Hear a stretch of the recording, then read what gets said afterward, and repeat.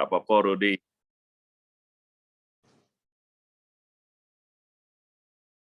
Oke, senang sekali. Ini pengalaman yang menarik, bisa khotbah di alam kepada Bapak Ibu. Sambil menikmati angin sepoi-sepoi, ya kita mendengar firman Tuhan. Saya bersyukur hari ini saya mau sharing sesuai dengan topik yang Pak Thailand berikan, yaitu persekutuan dalam keluarga, bagaimana menjadi bapak atau orang tua. Nah, sambil saya cerita, saya mau Bapak Ibu refleksi diri, seperti apakah Bapak Ibu menjadi ayah dan ibu yang model apa, atau menjadi kakak yang modelnya seperti apa, ya. Orang tua seperti apakah engkau? Terima kasih Grace sudah menolong saya.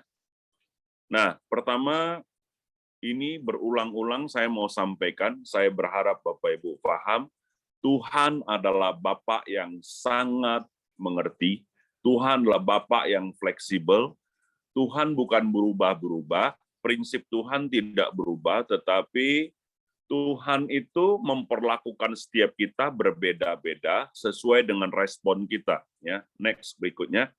Jadi memang kita mesti mengenal Tuhan itu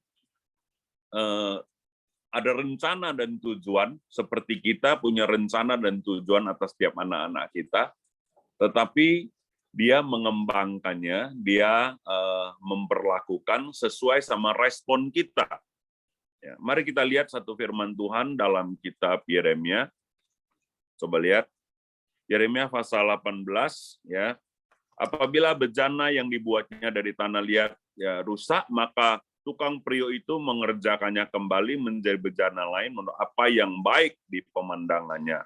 Ya, ayat ke-5 berikut. Kemudian datanglah firman Tuhan kepadaku, bunyinya, masakan aku tidak dapat bertindak, ini ketutup sama foto aku sendiri, seperti tukang priuk, hai, demikianlah firman Tuhan, sungguh seperti tanah liat di tangan tukang priuk, demikianlah kamu di tanganku, hai kaum Israel. Ada kalanya aku berkata tentang suatu bangsa dan suatu kerajaan, bahwa aku akan mencabut, merobohkan, dan membinasakan.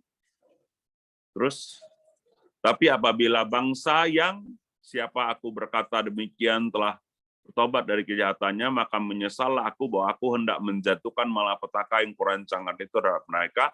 Ada kalanya aku berkata tentang suatu bangsa dan tentang suatu kerajaan bahwa aku akan membangun dan menanam mereka. Tapi apabila mereka apa yang jahat di mataku dan tidak mendengarkan suaraku, maka menyesallah aku bahwa aku hendak mendatangkan keberuntungan yang kujanjikan itu kepada mereka. Minta maaf di layar saya ada beberapa yang ketutup, tapi intinya Bapak Ibu, kalau kita baca firman Tuhan ini banyak pendeta yang mengkhotbahkan Tuhan itu berdaulat atas tanah liat. Iya, tapi kalau kita teliti ya satu perikop ini, Tuhan sebenarnya ingin mengajar kita, mengajar Yeremia, seperti apa pejunan itu membuat tanah liat, sangat tergantung respon tanah liatnya. Jadi kalau tanah liatnya mau diberkati, tapi dia tidak mau taat, dia tidak jadi menerima berkat. Tanah liatnya mau dihancurkan, tapi dia bertobat, dia dipulihkan kembali. Nah, maksud saya adalah, Tuhan saja sangat fleksibel, maka kita mesti jadi ayah dan ibu yang fleksibel, mengenali tiap-tiap pribadi anak-anak kita itu unik. Anak pria dan anak wanita berbeda, anak pertama dan anak kedua berbeda. Ini prinsipnya. Nah, mari kita lihat kita tipe orang tua yang seperti apa. Saya paling sering bertemu anak muda. Saya baru baptis 2 anak muda, 3 anak muda kemarin. Beberapa anak muda saya konseling 3 bulan. Saya menemukan, saudara, sebenarnya orang tua yang pendeta, yang Kristen tidak menjamin, karena banyak orang tua punya visi dan mencapai visi itu hanya untuk keegoannya. Kita mau bisnis, mau besar, mau kaya, supaya kita dimuliakan, berbangga. Pelayanan sukses, komsel multi, dan sebagainya, itu tujuannya untuk kebanggaan diri. Nah, kita jangan seperti itu, karena banyak anak-anak dipaksa belajar, dipaksa les, kursus, untuk supaya, wah, anak siapa dulu nih, ya kan? Bukan berpikir anaknya hobi apa, anaknya mau kemana, tapi lebih kepada ambisi dan visi orang tuanya semata. Nah, ini masalah. Ya, Bapak Ibu, kalau mau tahu visi dan panggilan Tuhan atas anak Bapak Ibu, mesti banyak waktu bersekutu, mesti banyak waktu bertemu, ya, supaya kita memahami, bukan semata-mata kehendak kita yang jadi. Mari kita lihat tipe pemimpin yang pertama, yaitu Yefta. Yefta ini, saudara, orang tua yang rela mengorbankan semuanya, seolah-olah rohani. Semuanya dalam arti kata bisa istrinya, anaknya, kucingnya, anjingnya, dan sebagainya, demi kepentingannya pribadi. Coba lihat ayat firman Tuhannya, saya kasih beberapa contoh. Ya. Kata Yefta kepada para tua-tua Gilead, ini ceritanya Yefta diminta para tua-tua Gilead untuk memimpin mereka berperang. Yefta ini kan anak perempuan sundal yang diusir dari perkumpulan Israel, kemudian dia jadi petualang atau kepala perampok bahasa saya, tapi dia tuh punya pasukan dan pintar perang. Nah, akhirnya waktu Israel diserang, Yefta diminta kembali ke tengah-tengah bangsanya untuk memimpin supaya mengalahkan Bani Amon, dan Tuhan menyerahkan mereka kepadaku, maka akulah yang akan menjadi kepala atas mereka. Perhatikan, negosiasi Yefta kepada tua-tua Israel bukan untuk kemuliaan Tuhan, bukan apa-apa, tapi dia bilang, kalau aku menang, aku jadi bos ya, aku jadi pemimpinnya. Motivasi dasar dia pelayanan, dia mengerjakan semuanya itu karena aku, bukan untuk keluarga. Banyak orang tua yang bilang, wah demi anak-anak, demi ini, tapi ujung-ujungnya supaya demi kita. Mau ditaruh kemana muka papa? Mau ditaruh kemana muka opung? Mau ditaruh kemana muka mama? Kalau kamu nggak ranking 1, ini masalah, saudara. Ya, memang kita mau anak kita berhasil, tapi saudara, kita mesti lihat dari sisi anaknya. Yefta ini tidak melihat bangsa Israel, tidak melihat Tuhan, tidak melihat keluarga, yang dia lihat dirinya sendiri dulu. Lalu kata para tua-tua Gilead kepada Yefta, demi Tuhan yang mendengarkannya sebagai saksi antara kita, kami akan berbuat seperti katamu itu. Terus, slide berikut. Lalu bernazar Yefta kepada Tuhan, katanya, jika engkau sungguh-sungguh menyerahkan Bani Amon itu ke dalam tanganku, maka apa yang keluar dari pintu rumahku untuk menemui aku, pada waktu aku kembali dengan selamat dari Bani Amon, itu akan menjadi kepunyaan Tuhan, dan aku akan mempersembahkan sebagai korban bakaran. Perhatikan, Yefta bernazar, tapi dia tidak mikir panjang. Yang keluar kan bisa istrinya, bisa anaknya, ya kan? Ya, syukur-syukur kalau piaraannya, kalau kucingnya, anjingnya, atau babinya. Tapi kenyataannya yang keluar waktu dia menang perang, anak perempuannya satu-satunya. Dan akhir kisah itu, Yefta bilang sama anak ceweknya, papa sudah bernazar, kamu mesti dibakar. Memang ada dua kelompok teolog, yang satu bilang itu dibakar asli, yang lain dibilang nggak jadi dibakar, karena memang saudara mesti tahu, membakar manusia, apalagi mengorbankan anak, itu kekejian bagi Tuhan Allah Israel. Tuhan yang kita sembah tidak berkenan korban bakaran manusia. Ya, salah itu. Jadi Yefta ini, saudara, demi mengorbankan visinya supaya Tuhan menangkan dia nego sama Tuhan, sogok korban bakaran. Padahal tidak harus seperti itu. Kalau Tuhan sudah mau menangkan, cukup kita taat, doa, pergi perang aja. Kalaupun mau bernazar, nazarlah misalnya persembahkan minyak, zaitun, bla bla bla. Jangan ngomong nggak pakai mikir. Apa saja yang keluar dari pintu rumah, itu kan bisa istrinya. Berarti istrinya boleh dibakar untuk nazar. Bisa anaknya, ya kan?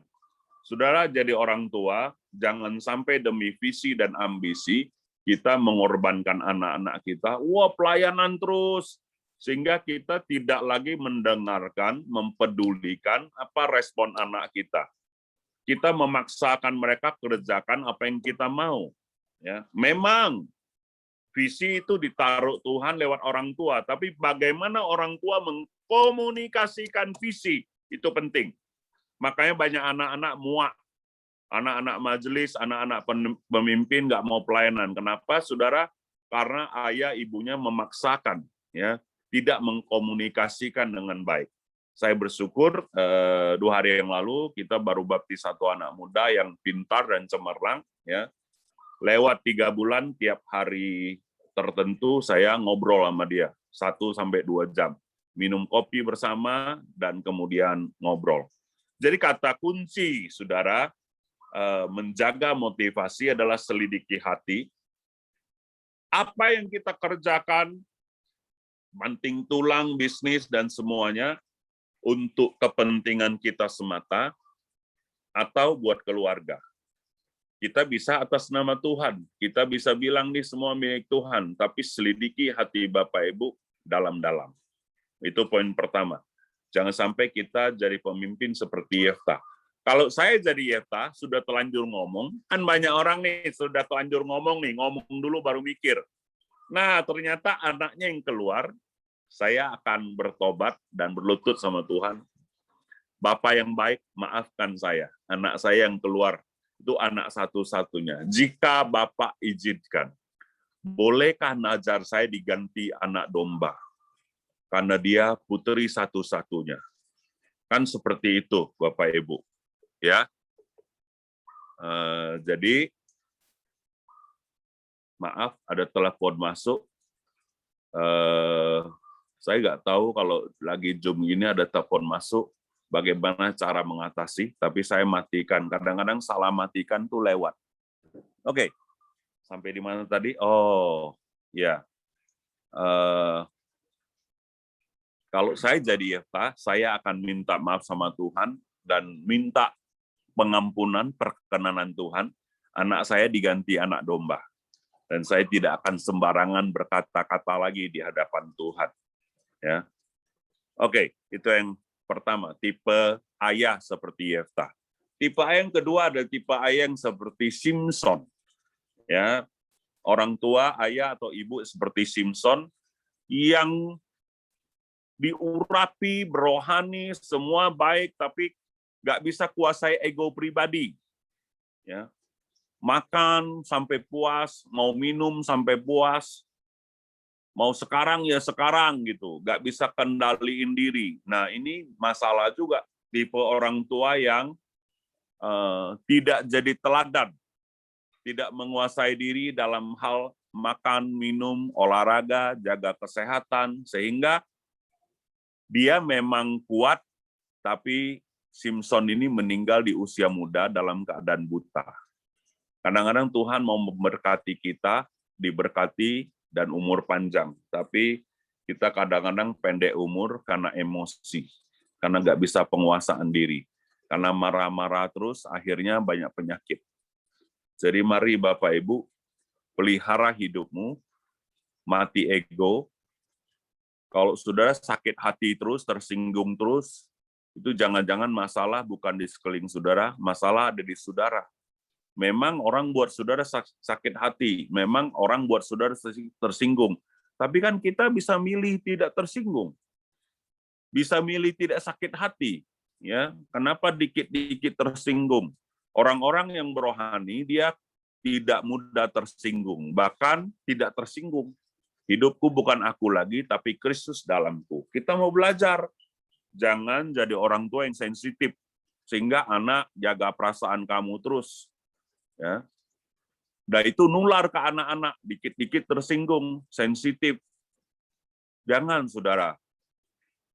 Kita mesti jaga perasaan orang, tapi kita sendiri jangan mudah tersinggung. Jadilah orang yang memang penyerahan hak, jadilah orang yang memang ya dibawa senyum aja, apa-apa jangan taruh di hati. Ya. Saya menemukan ada orang yang keluarganya salah ngomong, atau keluarganya bilang dia miskin, wah dia tersinggung luar biasa.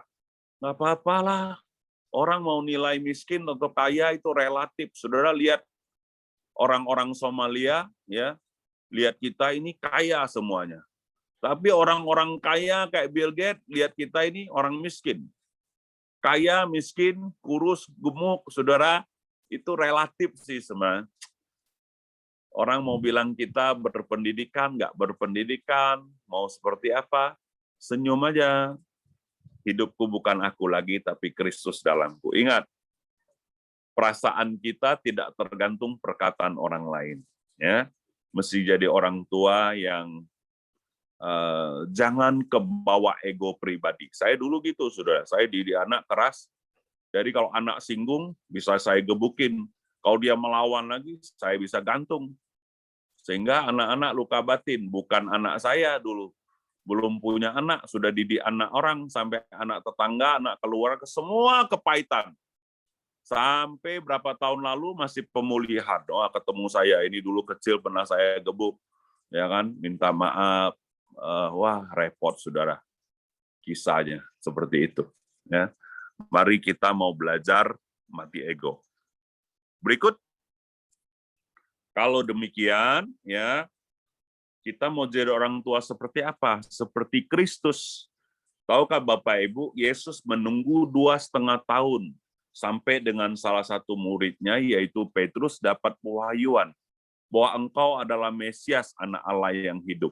Ketika Petrus dapat pewahyuan, baru Yesus ngomong, oh ya, sekarang aku siap ke Yerusalem. Sekarang aku siap untuk disalib. Karena murid-muridku yang aku sudah temani 2,5 tahun, sudah dapat peremaan bahwa aku ini Mesias. Yesus tidak paksain, tidak juga sampein, aku nih Tuhan, oh begini-begini, terus-menerus dicecer. Kamu terima ya, aku Tuhan. Enggak. Tuhan temanin, sabar, sehari, sebulan, setahun, sampai 2,5 tahun, lakukan banyak mukjizat di tengah-tengah mereka, mengajarkan nilai-nilai, sampai, dengarkan baik, sampai muridnya rema. Engkau Bapak dan Ibu, apakah anak-anakmu dan anak-anak rohanimu rema tentang apa yang kau ajarkan, karena engkau marahin dia terima, atau dia menemukan lewat hidupmu? Saya berdoa supaya bukan saja pengajaran, tapi lewat hidupmu, anak-anakmu menemukan bahwa Kristus Tuhan dan memahami nilai-nilai yang engkau hendak ajarkan. Terus, kita lihat ayatnya. Klik. Lalu Yesus bertanya kepada mereka, siapakah aku ini? Maka jawab Simon Petrus, engkau adalah Mesias, anak Allah yang hidup. Kata Yesus kepadanya, berbahagialah engkau Simon Yunus, sebab bukan manusia yang menyatakan hidup kepadamu, melainkan Bapakku yang di surga. Sejak waktu itu Yesus mulai menyatakan kepada murid-muridnya bahwa ia harus pergi ke Yerusalem, menanggung banyak penderitaan dari pihak-pihak tua-tua, imam-imam, kepala, dan ahli-ahli Taurat, lalu dibunuh, dibangkitkan pada hari yang ketiga. Begitu Petrus terima rema, Yesus bilang, aku siap nih, aku udah mau ke surga, udah siap mati. Dia menunggu, ya, mungkin setahun, mungkin 2 tahun, tapi akhirnya 2,5 tahun dapat, dia persiapkan setahun lagi, 3,5 tahun, Yesus mati di kayu salib. Ini menarik. Ya. Jadi, mari kita lihat poin-poin menjadi orang tua yang bijaksana seperti Yesus. Yang pertama, kita sendiri harus hidup takut akan Tuhan. Kita mesti jadi teladan. Ya. Apa sih hidup takut akan Tuhan itu nggak pernah salah? Bukan. Hidup takut akan Tuhan itu bicara senada kata dengan perbuatan. Bicarakan hal-hal yang baik, bicarakan hal-hal yang tidak baik. Anak saya cowok, ya, dari dia usia SD, saya sudah ceritakan dulu saya ngerokok, terus bagaimana saya lepas dari rokok. Waktu SMP, SMA, saya ngaku dulu, saya dulu pernah terikat pornografi dan sebagainya. Karena saya tahu anak cowok itu sama pergumulannya. Sehingga mereka berani terbuka. Jadi orang tua yang baik, yang takut akan Tuhan, bukan orang tua yang tidak pernah salah. Kata kuncinya adalah ketika salah dan dosa, bagaimana jalan baliknya. Ceritakan kemurahan dan pengampunan Tuhan, sehingga anak-anak kita tidak ngeri sama Tuhan, tidak takut untuk ngaku dosa, supaya mereka bisa teladani ayah dan ibunya. Belajar dari kebaikan juga kesalahan dari orang tuanya. Itu maksudnya hidup takut akan Tuhan, ya, bersekutu intim. Sehingga dari hikmat Tuhan kita bisa banyak ngobrol sama anak-anak, bisa dapat hikmat mengajar anak. Lalu memuridkan anak-anak kita. Jadi Bapak bukan tentang jabatan, status, tapi fungsi. Memberikan waktu, berkorban, menghampiri duluan, cari. Anak-anak tipe beda. Kalau anak cewek katanya sih suka perhatiin orang tua, kalau anak cowok mesti dicari. Dicari pun susah. Kadang-kadang di chat panjang jawabnya oke, ya. Oke, iya. Kadang-kadang lambat jawabnya. Jadi kita mesti terus sabar, terus komunikasi, pasti jadi baik. Nah, sayang hari ini Dion dan Samuel nggak ikut karena mereka berdua pelayanan. Dion khotbah di Selinca, kemudian dia ajak Samuel kesaksian. Ya, saya nggak bisa temanin karena saya janji sama Pak Thailand isi. Terus pagi tadi kami meresmikan gereja di Air Hitam. Ya, puji Tuhan. Kita batasi 30 orang hadir, tapi tadi lebih dikit. Tapi oke lah, ya, bersyukur Dorcas dan Edi Sirain, teman-teman di situ. Makanya saya tadi masuk telat. Ya. Saya bersyukur memuridkan banyak anak dan anak rohani. Tadi guru sekolah minggu saya hadir, umurnya hampir 80, Bapak Lukasim. Rupanya guru sekolah minggu Pak Santo juga. Jadi lucu, dulu dia jadi guru sekolah minggu kami, terus sekarang saya muridkan anaknya, Dorcas, dan saya muridkan cucunya. Silih berganti. Bapak Ibu jangan remehkan anak, muridkan anak-anak dengan baik. Ya, guru-guru sekolah minggu, orang tua khususnya engkau yang punya anak, beri waktu buat anak-anakmu. Nggak tahu mau ngomong apa, Pak, susah. Nah, bisa banyak kalau saudara dekat, ya, rendah hati. Karena tidak ada Gideon dan Samuel, tadi saya ngintip-ngintip ada Yoke atau Abdul. Bolehkah saya minta 3-5 menit Yoke dan Abdul kesaksian, ya, tentang bagaimana saya berperan juga sebagai bapak dan bapak rohani sebelum kita lanjutkan. Silakan. Ada Yoke, masih ada? Ada, Pak. Nah, ini dia. Top, Marco top. Silakan Yoke dan Abdul, kamu boleh cerita apa saja tentang Bapak Rohani. Shalom semuanya. Ya, kami mau berbagi yang saya dapat dari Pak Ahyong. Pak Ahyong ini kan Bapak rohani kami, gitu. Nah, kami memang menundukkan diri sebagai seorang anak bahwa Pak Ahyong ini adalah Bapak rohani kami. Yang kami dapat dari beliau banyak hal. Yang pertama itu adalah minta maaf, yang tadi sudah Pak Ahyong bicarakan itu betul. Ketika dia sudah melakukan ada kesalahan, dia mau minta maaf gitu. Nah, walaupun itu kepada bawahan atau anak atau siapapun lah gitu. Nah, dia langsung minta maaf gitu. Itu yang pertama. Terus istriku? Ya, kalau dari aku mau meneguhkan yang Pak Hyong bilang tadi tentang komunikasi. Jadi kadang sebagai orang tua kita tuh kan mendapatkan segala yang ada sesuatu yang di kepala kita tuh yang kita dapat dari pengalaman kita, kadang bahkan juga dari Tuhan gitu. Nah, keinginan kita gitu. Nah, kadang sebagai orang tua kita tuh tiba-tiba pengen kasih semuanya sama anak kita, padahal anak kita nggak ngerti apa-apa gitu. Nah, belum dapat itu. Nah, kalau Pak Hyong ini karena begitu, dari dulu tuh sering kali bicara dengan saya tuh tentang pemuritan. kadang sebagai anak saya waktu itu belum ngerti, apalah ini Bapak ini ngomong pemuritan, terus ngomong pemuritan, terus nggak ngerti gitu. Nah, kadang sampai bosan gitu, nah, ngomong apalah Bapak ini gitu. Tapi Pak Hayong tuh dengan sabar panggil lagi, ngobrol lagi, panggil lagi gitu. Nah, sampai satu waktu akhirnya saya ngerti gitu. Ketika saya ngerti itu pemahaman jadi berubah. Pemahaman jadi, kenapa lah Bapak aku nih sampai ngomong ulang-ulang yo gitu. Nah, jadi kalau ketika dia ngomong ulang-ulang tuh bukan kesalahan kita, tetapi kayak sedih gitu. Nah, apalah dia nih harus ngomong ulang-ulang, harusnya kan nggak perlu dia nih ngulang ngomong gitu. Gitu. Seperti itu, Pak. Ya, menarik ya. Saya bersyukur dikelilingi oleh anak-anak yang baik. Ya, Abdul dan Yoke adalah anak yang baik. Meskipun mereka kadang-kadang nangkapnya lambat, tapi mereka bisa nangkap dan bisa kerjakan. Ya, Abdul dan Yoke sekarang masing-masing memuridkan banyak anak rohani. Minimal juga satu orang pegang 5. Ya, dan mereka jadi ibu dan bapak asrama yang baik. Tidak gampang ya memuridkan anak-anak calon penginjil yang dari suku anak dalam. Tapi mereka sudah melakukan luar biasa. Ya. Terima kasih Yoke dan Abdul. Ya. Jadi yang pertama adalah mau minta maaf, yang kedua adalah berulang-ulang. Ada lagi inspirasi yang mau disampaikan sebelum saya tutup? Cukup, Pak. Nggak ada, terkejut dia.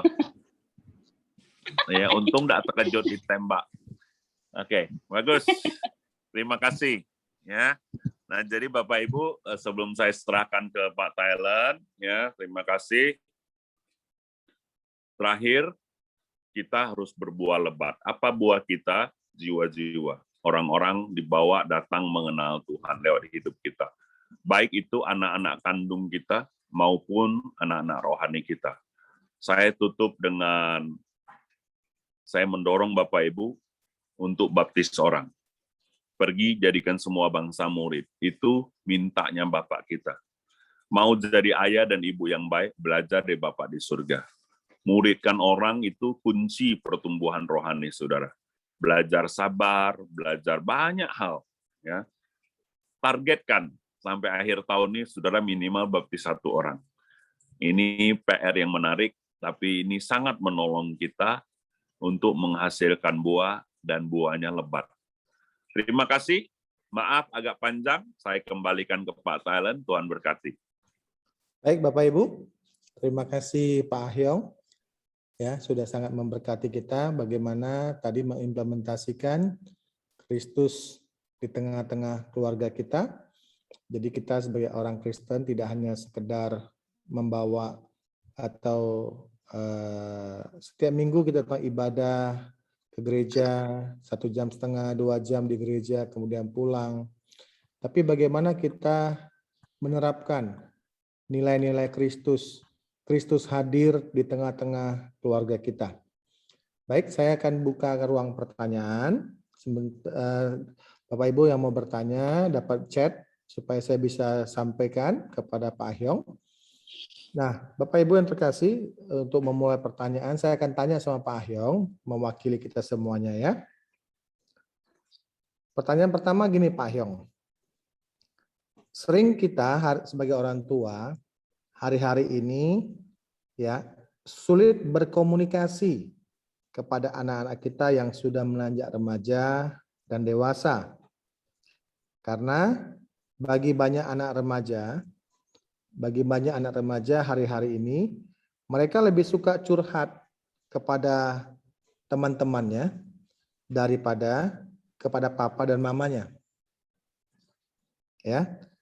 Pertanyaannya, bagaimana cara Bapak membangun komunikasi dengan Dion dan Samuel yang tidak kebetulan saat ini mereka juga sudah beranjak dewasa, ya. Bagaimana cara Bapak membangun komunikasi dengan Samuel dan Dion, ya, dan menjadikan mereka bisa ngobrol sebagai teman, ya, sehingga mereka ketika ngobrol sama Bapak, mereka rasa aman.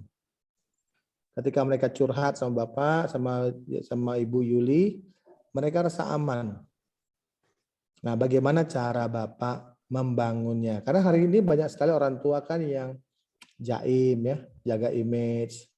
Kemudian banyak dosa yang disembunyikan, ya, bisanya merintah anak-anak, tapi dia sendiri nggak melakukan, misalnya begitu. Nah, bagaimana cara Bapak dan Ibu ya untuk membangun komunikasi sama Samuel dan Dion yang hari-hari ini sudah menanjak dewasa, sehingga mereka bisa jadikan kalian sebagai orang tua yang mereka bisa curhat, bahkan mungkin curhat sampai kepada masalah pasangan hidup mereka. Thank you. Mantap. Ya, pertanyaan cukup jelas. Jadi yang pertama, Bapak Ibu harus terima anak-anak Bapak Ibu. Saya banyak menemukan anak-anak itu tertolak sama orang tua. Terima maksud saya bukan kompromi. Contoh anak muda kadang-kadang kan ngomongnya aja aneh. Bahasa gaul. Sebenarnya itu bahasa kotor. Dia suka jir. Ada anak muda yang jir. Jir itu apa sih? Jir itu anjing, bukan? Jadi kita ini, saudara, kadang-kadang orang tua belum apa-apa, sudah tolak mereka. Akhirnya anak-anak gak aman ngomong sama kita. Saya tidak bermaksud saya memperbolehkan anak kita ngomong jir. Tapi maksud saya, sudahlah Bapak Ibu sibuk, ya gak sempat perhatikan, begitu ketemu marah pula terus, lama-lama asli gak mau ketemu. Ya kan, pahami dulu, dapat dulu persahabatannya, kemudian baru ngomong pelan-pelan. Kalau belum dapat hubungannya, terus ngomong, nggak bisa masuk. Itu yang pertama, terima mereka. Yang kedua adalah beri waktu yang banyak. Seperti Yoko tadi bilang, mesti berulang-ulang. Sekali dia nggak ngerti, ya gimana mau ngerti. Anak itu kan umur 10, 15. Kita ini sudah 30, 40, ada yang sudah 50. Beda lah fasenya. Ya kan? Mainan kita kalkulator, mainan mereka sudah beda. Nggak ada lagi aku kalkulator, aku lihat hari-hari ini. Jadi dulu kita semuanya kalkulator jadi barang canggih. Sekarang sudah ada lagi kalkulator, tutup yang jual kalkulator. Jadi beda generasi, beda zaman, itu beda bahasa. Bapak Ibu mesti belajar mengenali anak-anak Bapak Ibu, umurnya hanya sekian, pemahamannya tidak seperti Bapak Ibu. Kita anggap itu persoalan kecil, mereka anggap itu persoalan besar. Jadi harus banyak waktu.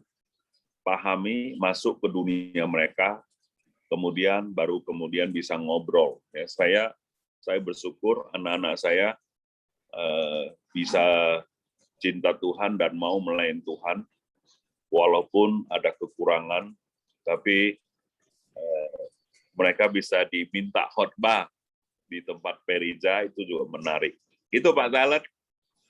Ya, maksud saya bagus, Pak Hyong. Waktu yang Bapak berikan sama anak-anak itu, sama Dion, sama Samuel itu sejak usia berapa, Pak Hyong?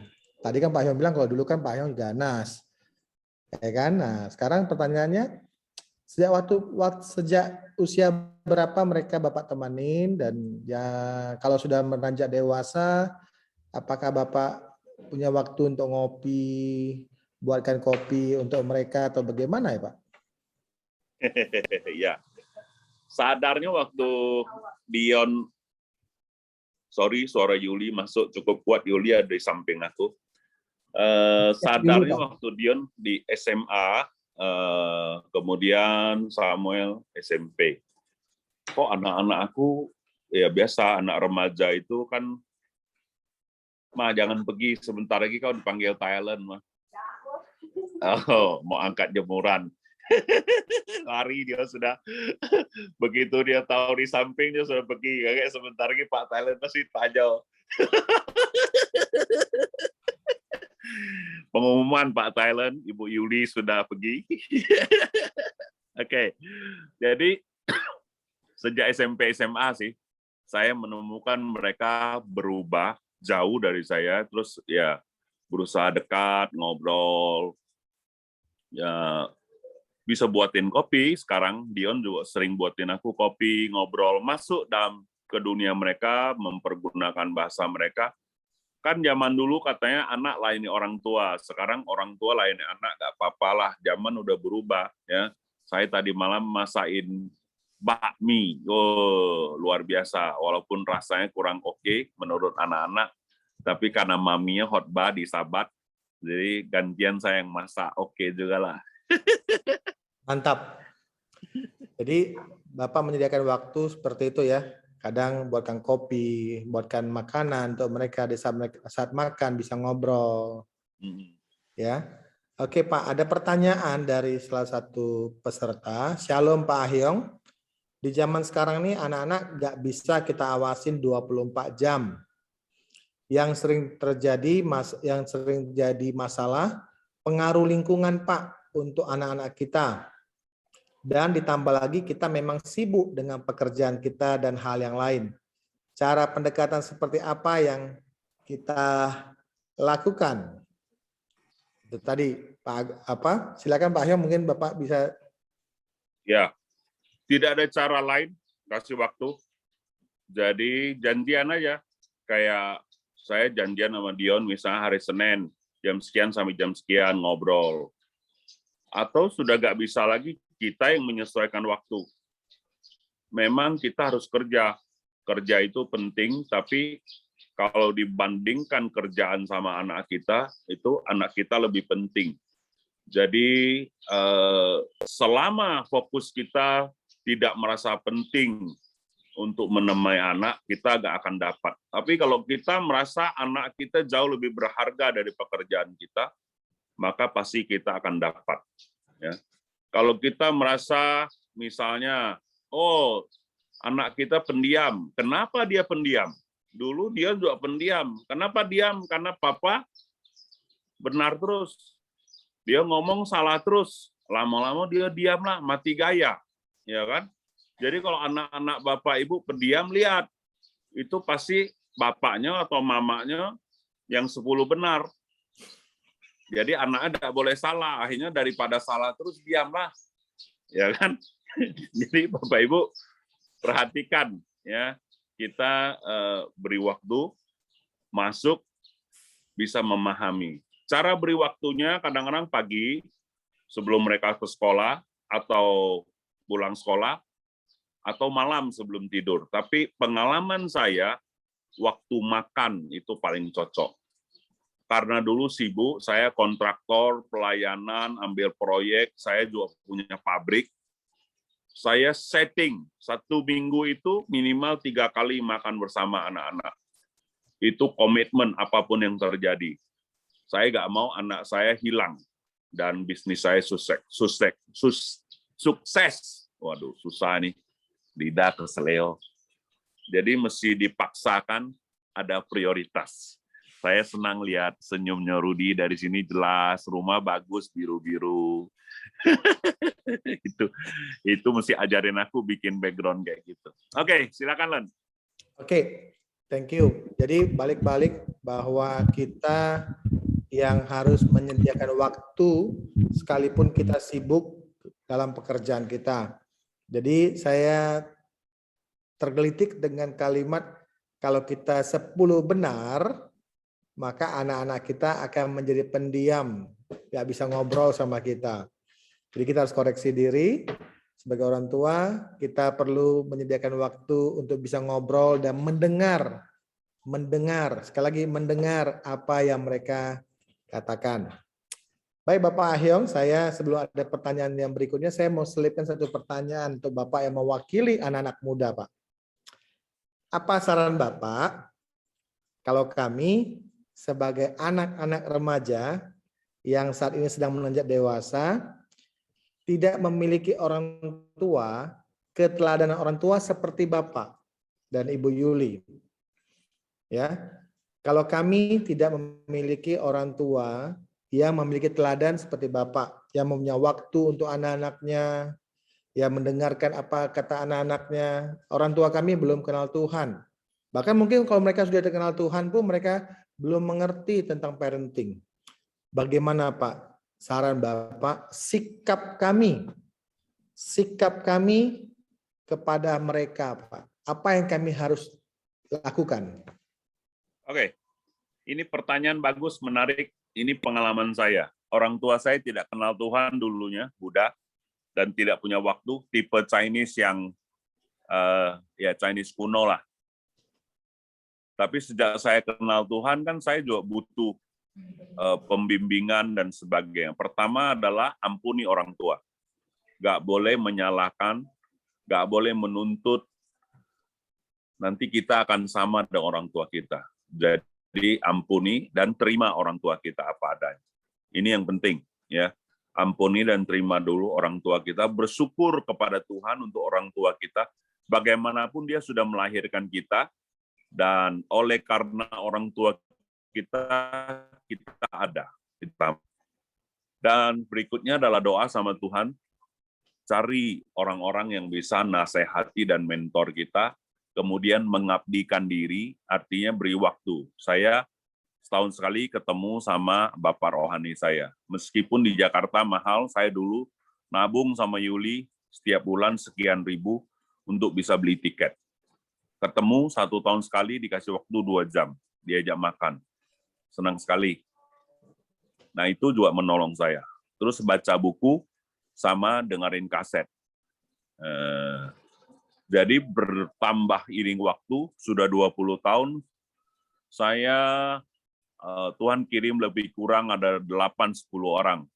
Bapak rohani, kakak rohani, rekan rohani, kayak Pak Aceh, Pak Thailand, Pak Anton, itu sahabat-sahabat rohani saya yang menasehati, membimbing saya. Jadi, tidak harus dari orang tua kandung, sikap kita itu menentukan, kita bisa belajar dari orang-orang di sekeliling kita. Terima kasih. Oke, satu pertanyaan terakhir, Pak Hyong.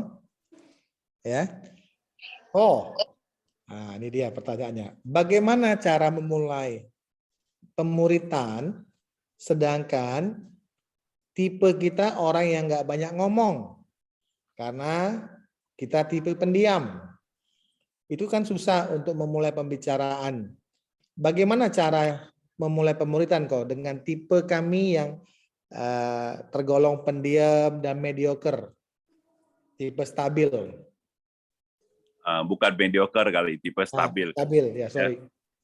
Oke, ini Abdul yang mesti jawab, karena Abdul pendiam, saking diamnya kita tidak tahu dia ada di situ. Tapi Abdul sudah bisa memuridkan orang-orang.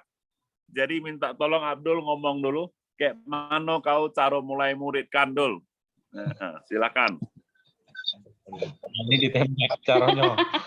Caranya diajar memang. Awalnya memang agak susah ngomong, tapi ketika kita sudah enjoy, ya sudah aman, maksudnya sudah nyaman, lama-lama akan bisa gitu. Nah, pertamanya ya memang harus diajak lah, gitu. Apa yang memuridkan? Oh, ya. Gimana caranya? Saya pendiam, mau memuridkan orang. Gimana caranya? Ya.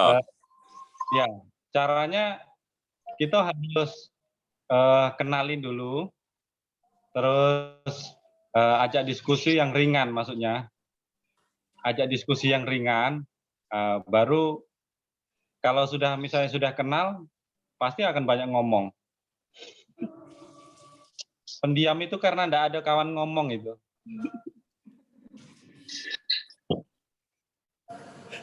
Jadi pendiam itu karena nggak ada banyak kawan ngomong ya. Jadi sering-sering kalau Yoke bikin kopi sama pisang goreng lah ya untuk bisa ngobrol sama orang, enggak? Gitu ya. Jadi harus memulai dari kamu sendiri ya, Dul ya, untuk memulai dengan bahasa-bahasa yang ringan. Oke, aku tanya Abdul. Kau kan pendiam, ngomong sama anak pun jarang. Tapi kenapa Abdul mau bela-belain muridkan orang walaupun pendiam seperti yang nanya tadi? Nah, kalau itu kan balik lagi visi lah ya. Kita kan maksudnya kita sudah dimuridkan orang, terus kita sudah dapat, ya kita harus lakukan juga, bagikan. apa yang sudah kita dapat. Mantap. Jadi jawabannya visi. Kalau kita tahu di Kalimantan ada Dayak yang belum pulih makan orang, banyak buaya, tapi di situ ada emas 300 kilo, dan kita temukan bisa jadi milik kita pergi juga, biarpun ada buaya. Oke, silakan. Ya, oke, baik. Terima kasih buat pertanyaan-pertanyaan, buat jawaban dari Pak Hyong. Hari ini saya merasa bahwa kita sangat diberkati lewat apa yang disampaikan Pak Hyong. Sebelum kita masuk ke pengumuman, bolehkah saya minta Pak Hyong doakan kami semuanya supaya kami dapat menerapkan bagaimana Kristus tinggal di tengah-tengah keluarga kami. Silakan Pak Hyong. Oke. Bapak Surgawi, terima kasih untuk ibadah siang hari ini. Lewat sharing, diskusi, kami belajar dari firman-Mu. Kami berdoa buat semua yang mendengarkan firman, baik Dedi Oni di Tungkal, baik Bapak Agus, Pak Thailand, Pak Aceh, Grace, Bella, Sandy, semua orang-orang Tuhan yang sudah bersama-sama. Tuhan memberkati kami, jadikan kami murid yang baik dan pemurid yang baik. Lewat hidup kami, anak-anak kami dipulihkan, anak-anak kami multiplikasi, baik anak rohani maupun anak-anak kandung kami. Kami bersyukur, menyerahkan hidup ini, dalam nama Yesus kami berdoa. Amin. Amin. Terima kasih Pak Hyong. Baik Bapak Ibu, kita akan dengarkan pengumuman. Sebelum mendengarkan pengumuman, Bapak Ibu, saya mau ingatkan satu hal. Untuk nanti di bulan Oktober kita ada bedah buku, ya, setiap hari Kamis malam jam 8 malam. Tadi kita lihat bagaimana Pak Hyong minggu kemarin, bagaimana Pak Bambang itu menerapkan hidup kasaloma marriage di dalam hidup keluarga mereka. Nah, saya rindu ya untuk semua kita itu bisa mengikuti bedah buku yang akan kita mulai di bulan Oktober minggu pertama jam 8 malam setiap hari Kamis. Nah, untuk bedah buku itu Bapak Ibu, saya berharap sekali untuk Bapak Ibu bisa membaca buku ini. Ya, Kasaloma Marriage. Ya. Ini adalah buku cetakan 14 dari Bapak Stefanus Yono, karena Bapak Stefanus Yono sebagai penulis, dia sendiri yang akan bedah buku. Bedah bukunya nanti akan dilakukan selama 9 minggu, ya 9 sesi. Karena setiap minggu itu satu sesi kita akan ngobrol, kita akan sharing apa yang disampaikan lewat buku ini. Saya percaya, saya sudah baca 2 kali buku ini dan sangat memberkati hidup keluarga saya. Harapan saya, Bapak Ibu yang belum memiliki buku ini dapat pesan kepada saya, ya, kepada Pak Aceh, ya, untuk dapat memiliki buku ini. Ya, harganya Rp80.000. Ya, Rp80.000. Bapak Ibu bisa chat sama saya sama Pak Aceh supaya kami bisa kirimkan ke alamat Bapak Ibu. Tujuan kami adalah membuat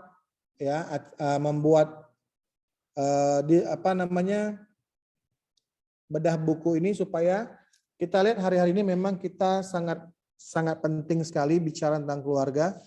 Ya, kita bisa jadi orang sukses, jadi orang yang hebat di luar. Tapi kalau anak-anak kita di rumah, kita nggak memiliki kedekatan sama mereka, kita nggak memiliki waktu, itu sangat sayang sekali. Ya, nah harapan saya semua kita bisa memiliki buku ini, baca buku ini, kemudian nanti penulisnya sendiri yang akan sharekan. Nah, Bapak Ibu saya mau ingatkan, Pak Suyono ini dan Ibu Jessica ini salah satu pembicara yang luar biasa tentang keluarga. Bukan hanya pembicara, tapi mereka betul-betul menerapkan nilai-nilai Kristus di tengah-tengah keluarga mereka, dan keluarga mereka sungguh sangat diberkati. Jadi kami penatua sangat merekomendasi ya untuk Bapak Ibu bisa memiliki buku ini, mempelajari buku ini, ya, dan kita akan bedah buku ini mulai minggu pertama di bulan Oktober jam 8 malam hari Kamis. Oke, Bagi Bapak Ibu yang butuh buku ini, dapat menghubungi saya dan Pak Aceh dengan harga Rp80.000 disertai alamat supaya kita bisa kirim gosen. Baik, kita akan dengan pengumuman.